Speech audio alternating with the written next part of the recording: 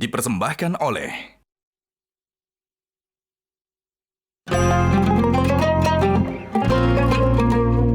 Wah, memang untuk berbagai kondisi, baik ibadah atau bertemu keluarga, baju koko gajah duduk keren kekinian.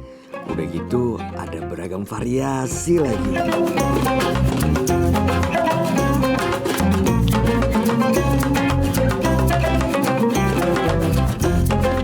Assalamualaikum. Waalaikumsalam. Waduh, ini ada oleh-oleh nih buat teman-teman semua nih.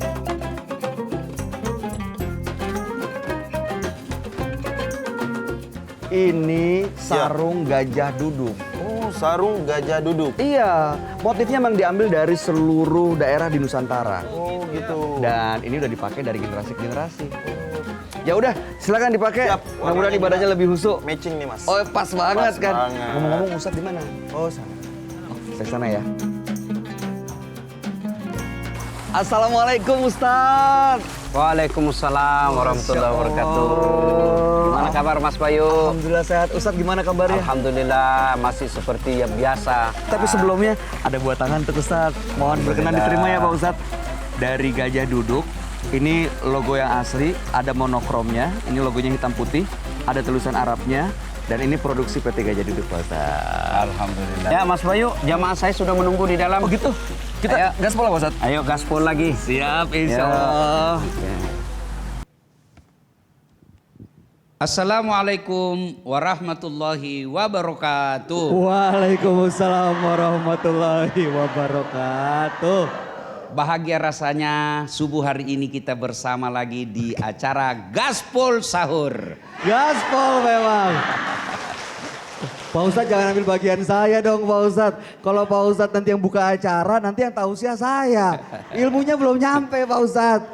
Masya Allah. Tapi senang sekali sahabat Dahsyat dimanapun Anda berada. Pemirsa Metro TV yang insya Allah lindungi Allah Subhanahu Wa Taala. Mudah-mudahan semua dalam keadaan sehat walafiat dan kalaupun ada yang dalam kondisi kurang sehat bisa segera mendapatkan kesehatan, kesembuhan sehingga bisa menjalankan ibadah bulan suci Ramadannya dengan paripurna bersama keluarga. Ya, lagi jangan pula lagi para keluarga yang Allah titipi rezeki yang lebih dari cukup, jangan lupa berbagi. Saudara-saudaraku yang dibeli rezeki bercukupan, makannya enak-enak. Ada sayurnya, ada proteinnya, lengkap deh. 4 sehat 5 sempurna. Tapi ada juga saudara kita yang mungkin makan sahurnya sekedarnya saja, yang penting cukup untuk dimakan. Jadi jangan lupa untuk selalu berderma. Rumah tangga Rasulullah telah memberikan contoh bagaimana rumah tangga Islam yang tidak mengejar dunia semata tetapi juga untuk akhiratnya. Masya Allah, kita ingin sekali Pak Ustadz menjadikan rumah tangga Rasulullah sebagai tauladan di rumah tangga kita sendiri Pak Ustadz. Bagaimana peran Rasulullah dan juga peran Ummul Mukminin, Ya. Siti Khadijah. Bagaimana ilmu-ilmunya, mohon berikan petua dan nasihat buat kita semua Pak Ustadz. Untuk menggambarkan rumah tangga Rasulullah, saya ingin mengisahkan detik-detik Khadijah Ummul Mukminin menghadapi sakaratil maut. Saat itu Khadijah terkenal orang yang paling kaya di Mekah.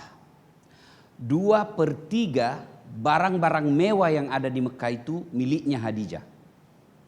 Anggaplah ini di Makassar, itu 2/3 barang-barang mewah di Makassar miliknya Khadijah.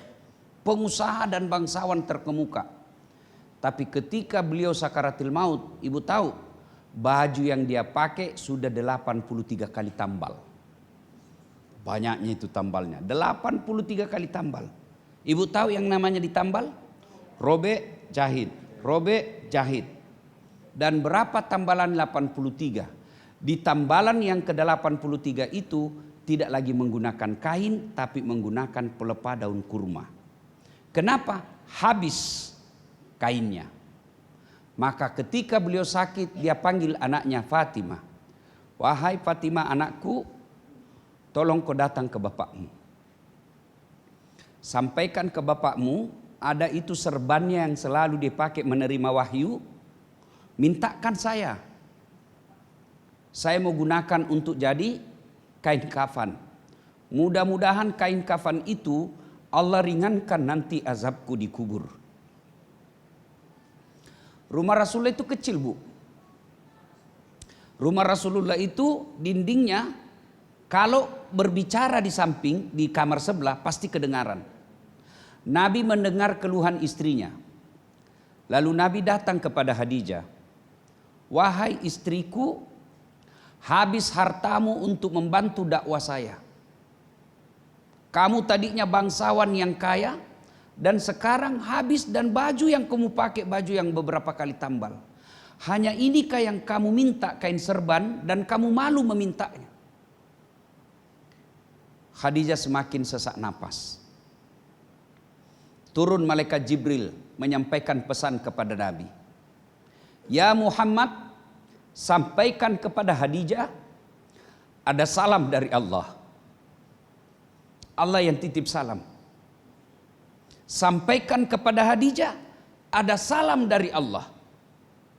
Dan sampaikan pula kepada Khadijah, Allah telah menyediakan istana dalam sorga buat Khadijah. Dan istana itu terbuat dari jamrud. Istana itu terbuat dari mutiara. Lalu berhembuslah napas Khadijah meninggalkan Rasulullah untuk selama-lamanya. Rasul tentu sedih, berduka yang sangat dalam. Beliau memeluknya. Wahai Khadijahku. Rasulullah memanggil istrinya, selain ada panggilan kasih sayang seperti Ummul Mukminin, Nabi juga menyebut nama istrinya, tapi ada kata ku di depannya, di belakangnya, wahai Khadijahku. Saya menjadi saksi, hartamu habis untuk dakwah. Hartamu dinikmati oleh kaum muslimin. Berapa banyak orang yang berpakaian gara-gara hartamu. Termasuk yang kupakai sekarang adalah engkau yang membelikanku, wahai Khadijah. Wahai Khadijah, waktumu habis untuk melayani aku. Saat orang tidak ada yang percaya kepadaku, engkaulah orang pertama yang percaya kepadaku. Saat di Mekah kita diboikot 3 tahun tidak boleh bertransaksi dengan Bani Hashim. Habis hartamu untuk memperjuangkan dakwah. Wahai Khadijah, saya tidak mampu memilih lagi perempuan sebaik engkau. Berembuslah napas Khadijah.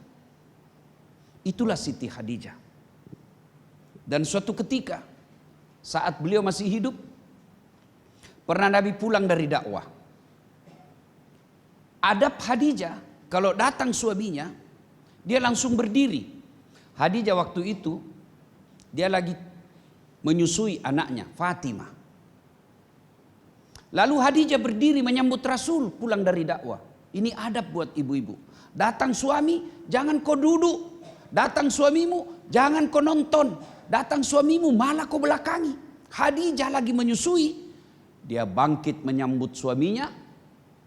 Dan Rasul pun menghormati Khadijah dan berkata, tetaplah kau duduk di situ. Menyusui Fatimah. Dan apa yang terjadi ibu-ibu?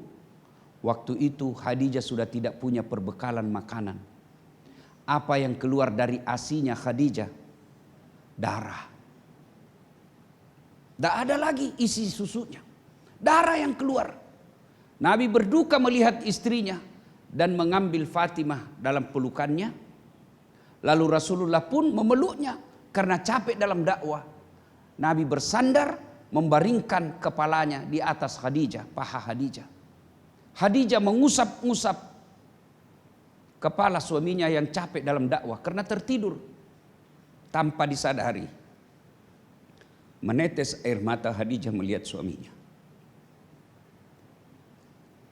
Tertimpa air mata, Nabi bangun. Dan apa kata Rasul? Wahai Khadijahku, kenapa engkau meneteskan air mata? Apa engkau menyesal menikah kepadaku? Kau tadinya bangsawan yang sangat dihormati di Mekah. Setelah engkau menikah denganku, kamu dihina. Apakah engkau menyesal menikah denganku? Yang tadinya kamu kaya raya, habis hartamu sekarang ini. Apa jawab Khadijah? Demi Allah yang mengutusmu ya Muhammad. saya tidak menyesal menikah. Kebangsawananku aku sudah serahkan kepada Allah. Derajatku yang mulia aku serahkan semuanya kepada Allah. Hartaku yang banyak aku serahkan semuanya kepada Allah. Cuma aku membayangkan bagaimana nanti kalau saya sudah meninggal. Bagaimana nanti sepeninggal engkau jika aku sudah tidak berada di tengah-tengahmu. Selama ini ada aku yang dihormati orang sehingga orang tidak terang-terangan menyerangmu. Selama ini ada hartaku yang bantu mendakwakanmu. Bagaimana sepeninggal aku?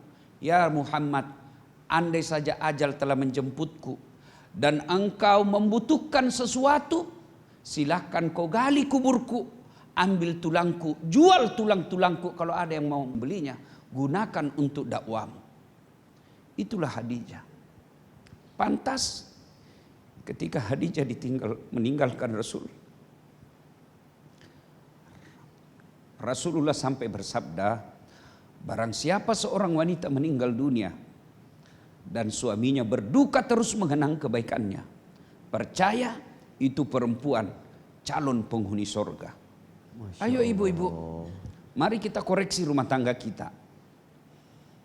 Masya Allah. Pondasi rumah tangga Rasulullah tidak bergelimang dengan emas berlian. Pondasi rumah tangga Rasulullah habis hartanya untuk dakwah. Tapi beliau tetap berbahagia. Bagaimana umat Islam sekarang? Rumah mewah tapi kita tidak sholat. Harta berlimpah tapi kepada keluarga-keluarga kita pun tidak menikmati harta kita. Ramadan ini koreksi buat kita. Ayo kembali belajar tentang rumah tangga Rasulullah.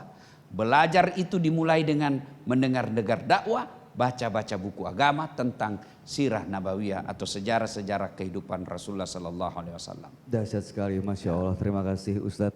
Kita akan lanjutkan, kita akan break sebentar. Begitu mulianya Ummul Mukminin Siti Khadijah. Dan pasti banyak sekali kisah-kisah dari beliau yang bisa kita terapkan dalam kehidupan sehari-hari untuk membina rumah tangga di jalan Islam. Jangan kemana-mana, selanjutnya kami akan kembali tentunya masih di Gaspol Sahur.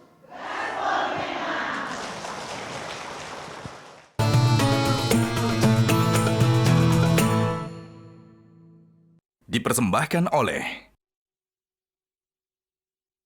Jelajahi cara baru mendapatkan informasi. Download Metro TV Extend sekarang.